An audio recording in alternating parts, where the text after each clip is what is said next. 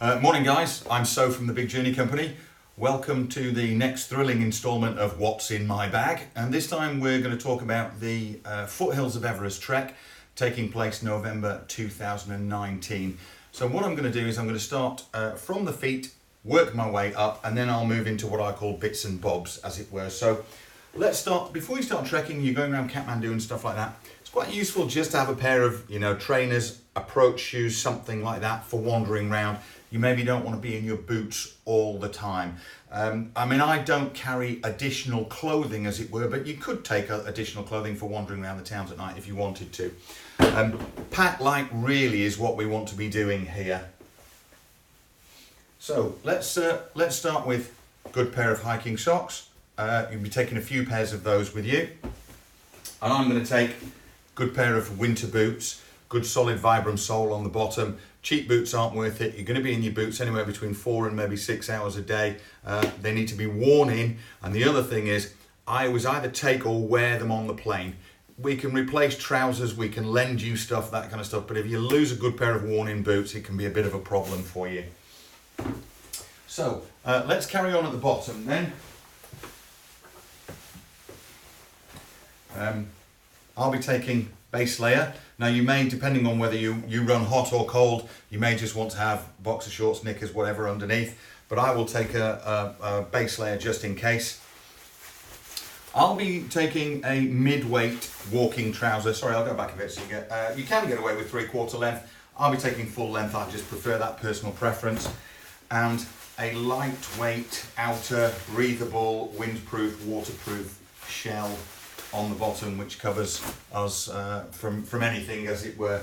So let's do the top.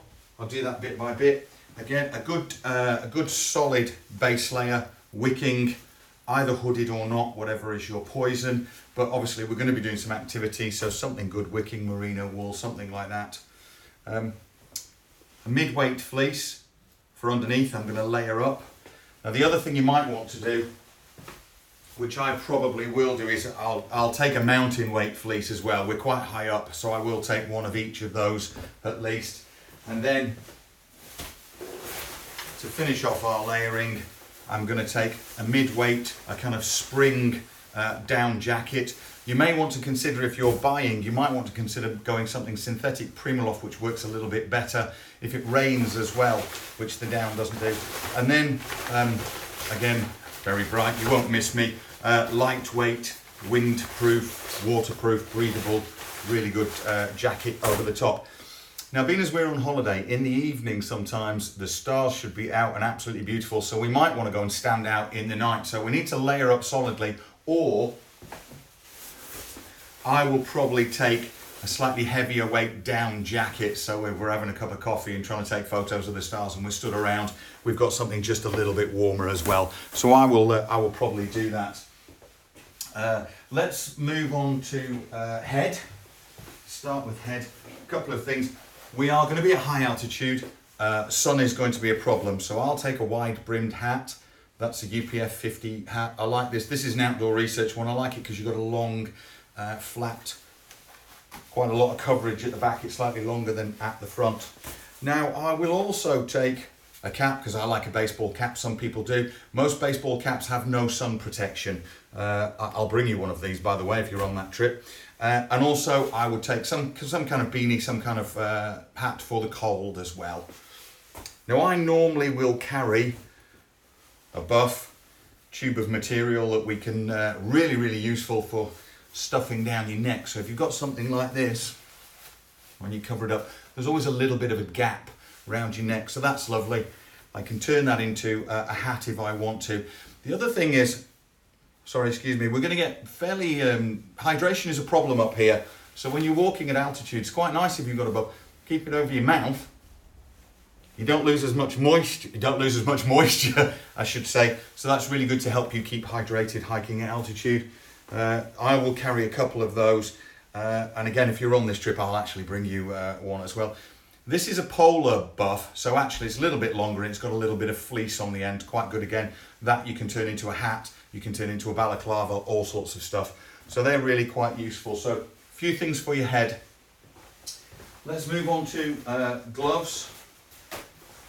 we need some warm gloves. Liner gloves are quite useful if it's cold in the evening, especially now you can get liner gloves with a little finger so you can use your mobile phone without taking them off. We could well be stood outside in the evening into the -1, 2, you know, a couple of degrees Celsius as it were. So some liner gloves, a good warm pair of overgloves. They're a Gore-Tex with liner in them. If it rains and you've got them, you might want to think about waterproof overgloves. They're waterproof and windproof. Mittens.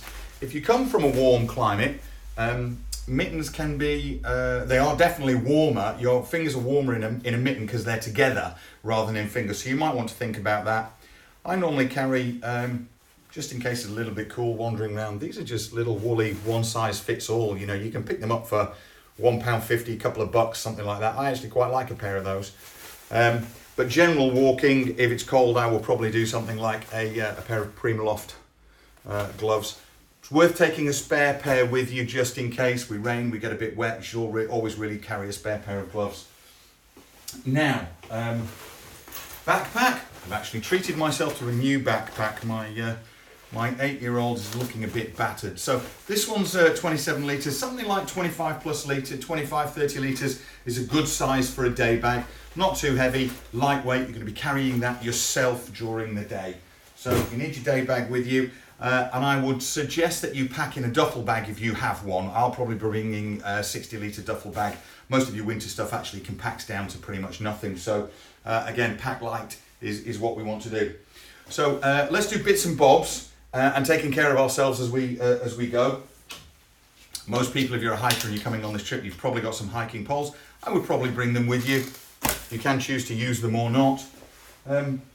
Right. Bits and bobs on the road. First aid kit, okay? Your potions, lotions and all that kind of stuff. Don't forget any medication that you need, as well as a few extras. So let's have a quick look at foot care, okay? You're hiking for 5 or 6 days, you're out in the middle of nowhere. I carry, I don't know if you have something like that, foot patches, micropause tape, stuff like that. Now, I'll confess and go, my boots don't smell great, so I'm sharing a room, so I'll have a bit of spray for my boots if they're going to be in the room. Talcum powder, this is actually preventative of athlete's foot, although you may not get it, doesn't matter. Warm, keep your feet dry, take care of your feet, and your feet will take care of you. So have a think about what you need to take care of your feet on the road. And one of the things I always say, if you have a problem, when you're hiking 4 or 5 days or on a long trip, stop and treat it straight away. And that goes for anything. Any problems you've got, stop and treat it straight away. It's only going to get worse if you're going to hike for another 5 or 6 hours on it. So please bear that in mind. Now, another thing you potentially going to get, we're going to get exercise. Now, chafing. So in between your thighs, your butt sometimes, your butt cheeks, bit of Vaseline, even nappy rash cream, something like that. Again, if you start to chafe, it's going to cause you a problem. You've got to do that for 3 or 4 days longer. So please bear that in mind. Just carry a little tub of Vaseline or something with you, just in case. Go back to sun hats and stuff. Sun cream, lip balm, good stuff. Probably factor 50 is good. We're going to be at high altitude. The effect of the sun on us is going to be really strong. So please don't forget those. Now, torch of some kind. I'll take a head torch. It's quite useful if you're going to be out at night, you want to look at the stars and stuff. If you've got something that's got a red light on it, because your eyes will become accustomed. If you have a bright light, then your eyes actually never become accustomed to the evening light. But some kind of torch with you. I'll be taking a head torch. Sunglasses, again, good quality. We're going to be the sun's going to be strong, so some kind of sunglasses you will want to take with you.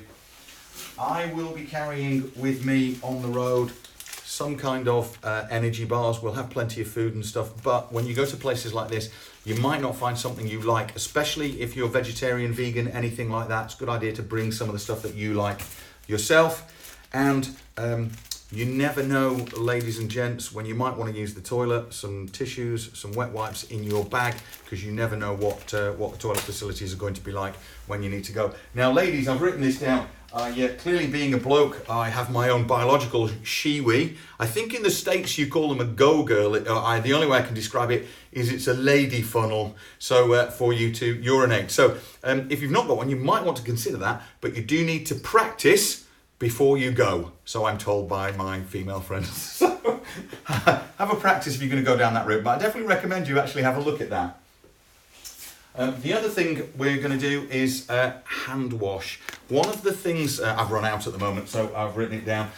One of the easiest ways to get a stomach upset, generally to get bacteria into your body when you're in a foreign country, any foreign country, is through your hands. You're going to be touching stuff, you're going to touch your face, you're going to wipe stuff, you're going to pick menus up, you're going to pick this up, pick that up.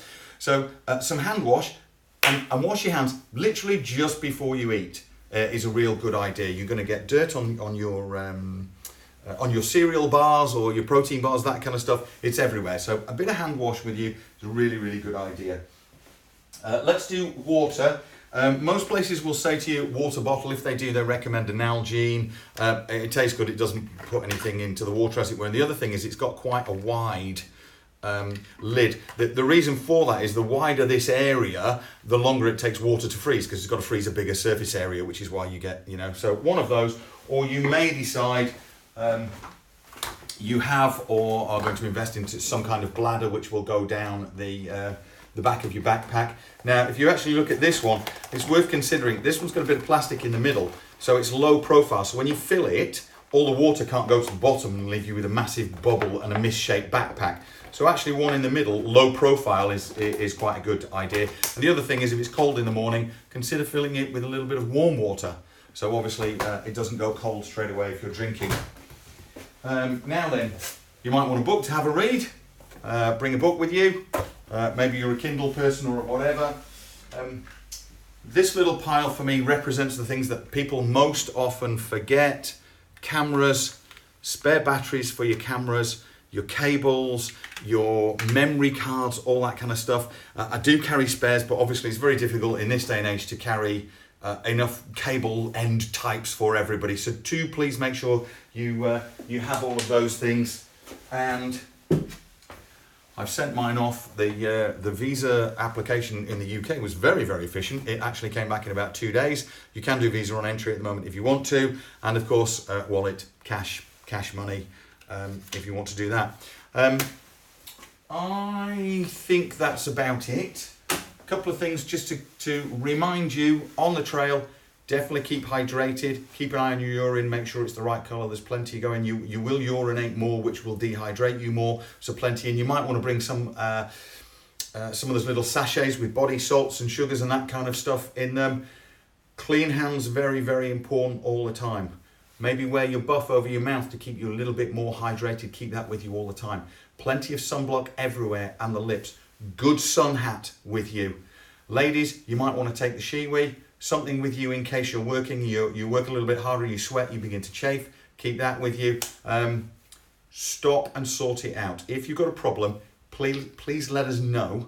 We'll deal with it there and then it doesn't become a problem, we can all enjoy and everything.